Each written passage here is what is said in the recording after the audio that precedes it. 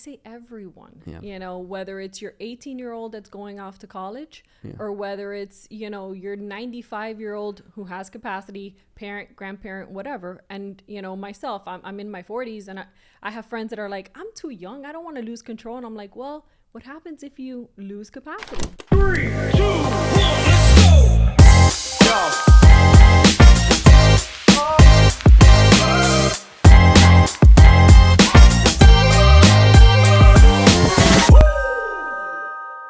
I do estate planning, real estate. So I have a title company. Okay. Oh, you do? Yeah. And then that's about what I do. And then my partner does every type, civil litigation, family law. That's pretty much. How did we find each other? Did I reach out to you? Yeah, Or did you reach out to me? Your people reached out to me. I wonder if it was me or it was my people. I don't know. It's so funny. Sometimes, it's funny because sometimes I like we schedule it. We get you on the calendar because I love to talk to other lawyers who are running their businesses and doing a great job. And so it's either someone will reach out, but sometimes a lot of people will reach out and they've seen videos and stuff. And so I'm always curious, but I never look back. Okay. As to where it started. I should know. Right. Well, no. I don't know if you respond to everything on social media yourself. I guess not. I don't. And so some people, they'll respond and they don't know if it's me responding or her responding. And I'm like, yeah, that's like they'll be like, I'm your friend from high school. And I'm like, oh, yeah, that is. And it's you or is it somebody? Sometimes it may be her. It's like a very, whatever response. And then I come in and I'm like, oh, heart. Yes, I remember you. All right, so just tell me just a little bit about your firm. What is your firm name, and tell us a little bit about your practice. Okay, so my firm name is Rosen and Mendez. My name is Martha Mendez, and my main area of practice is estate planning and probate. And so, just for like the ordinary person watching, and like, what is estate planning and probate? So estate planning is where it's you're planning for the end of your life. What are going to happen to your assets when you pass away. And also what's going to happen if you become incapacitated. I shouldn't say when, right? A lot of times I say when and people get a little offended. It's just we're living so long that I see it so much in people. It's so scary that those things that they happen, and you got to be honest with a client about it. And they, even if they get offended, it's like, listen, you really need to be aware of this, right? I mean, because anything can happen. And when someone's incapacitated, they can't pay their own bills. They can't do anything. Exactly. Yesterday, unfortunately, I had a lady that came in and I had to tell the daughter, I'm sorry, I don't think she has capacity to sign the documents. And it happens so often. And that's why a lot of times I find myself saying when, and people do get offended, but I'm like, I see it's happening so much that it's usually an eventuality. It's an eventuality that like, it's not if, oh man, that's so sad to think that it's not if you're going to become incapacitated, it's when. And you would think, and there's probably statistics about it, right? Like there got to be 85, 90% of the time you're going to become incapacitated. The question is when, whether it's 75 years old or 80 years old or 85, or it could be younger. Right. And how do your, like, what is like the best thing, I guess, you suggest, and we'll come back to it in a little bit, but what's the best thing you suggest for someone planning that, hey, what if I become incapacitated, I need something to protect me so someone can handle my affairs? So generally, I would say the golden standard for me is a durable power of attorney. I think everybody should have it because we talk about incapacity in terms of an elderly person, right? It doesn't just have to be an elderly person. It could be somebody that's, something's happened temporarily or something tragic has happened to somebody and they're young, right? So people always ask, okay, what age? No, everybody should have a durable power of attorney from your 18-year-old to your 90-year-old. We should all have one.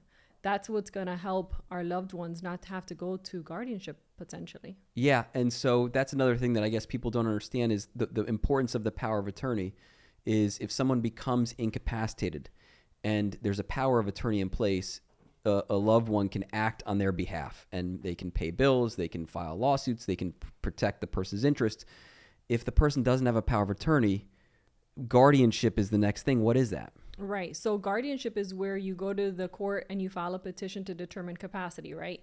And then 3 doctors get assigned. Those 3 doctors do an evaluation of the person, and then they determine whether or not you have capacity. If you don't have capacity, they can say it's limited capacity, or, you have no capacity, right? It's just a very involved process, right? So if you have a durable power of attorney, you can avoid that. If you don't, we have to go through the process of determining capacity, and then the guardian has to apply to become a guardian. And so you can't be a felon. Now they're asking for credit checks. They want to make sure that the guardian is a good fit. But a lot of times people get very scared because they're like, I've had financial issues, and is that going to not allow me to be the guardian?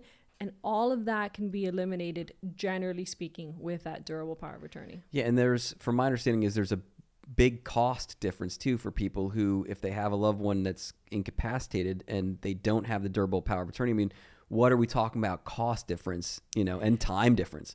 I mean, time difference is huge. I mean, just to get a guardianship, let's say everything is smooth sailing, you're looking at 2 to 3 months. Cost is probably 3 times as much. And not only that, but then you have the court looking at everything you're spending, because you have to ask the court for permission. I mean, I recently had somebody that wanted to get one of those, standing recliners for their parent, and it was like $1,000, no big deal. But we had to go and ask the judge for permission to use that person's money to be able to get that recliner.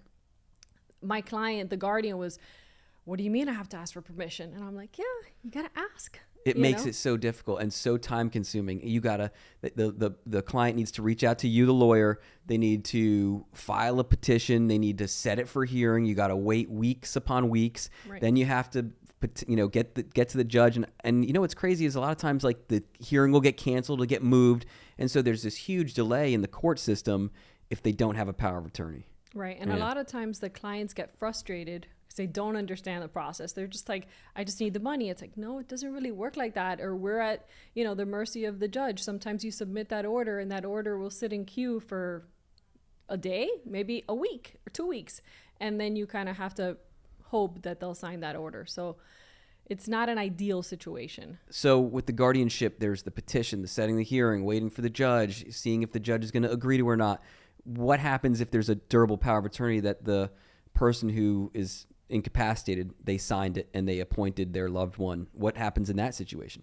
So then you don't have to do the guardianship, right? It's the durable power of attorney is a least restrictive means, right? So generally you don't have to do the guardianship. I've seen very few situations where somebody has a durable power of attorney and we still have to do a guardianship. And that's more when there's an issue amongst the agents, right? Where people are disagreeing about things and maybe they're not doing things in the best interest of the ward of the person. Yeah. And so, there you'll see it. But generally, if you have a valid durable power of attorney, and I love to say valid because I see it all the time. People make a comment somewhere and they'll say, oh, I downloaded that from Google, which, okay, fine. But then it's not executed correctly. It's not initialed properly. It's not notarized. And so it has to be a validly executed durable power of attorney. And there are elements, like I think in Florida, like there's a statute, there's things that govern it. And that's why it's important to have a lawyer like yourself who's going to be able to actually draft it, make sure it has all the elements that need to be there for a durable power of attorney, and then also make sure that it's executed properly. Because, again, if it's not executed properly and it's not valid, what happens to the person? What do they have to do? You have to go to guardianship. Yeah. So you kind of get stuck, and people don't understand that whole, the formalities that come with executing those documents. Yeah. Oh my God. It's so much. And it's so personal. Everyone, my opinion, and I know I have a durable power of attorney. My wife has one. We've put it all together. I'm sure you have one. Like, would you recommend it for everyone or some people? Who do you recommend it for? No, I say everyone, whether it's your 18-year-old that's going off to college or whether it's, your 95-year-old who has capacity, parent, grandparent, whatever. And, myself, I'm in my 40s and I have friends that are like, I'm too young. I don't want to lose control. And I'm like, well, what happens if you lose capacity? I had a friend that had a surgery recently, super, routine thing. And there was an issue and there was a little bit of, back and forth as to what was going on. Something temporary. Yeah. She was fine after. But during that time, she didn't have capacity. So I say everybody should have a durable power of attorney just in case.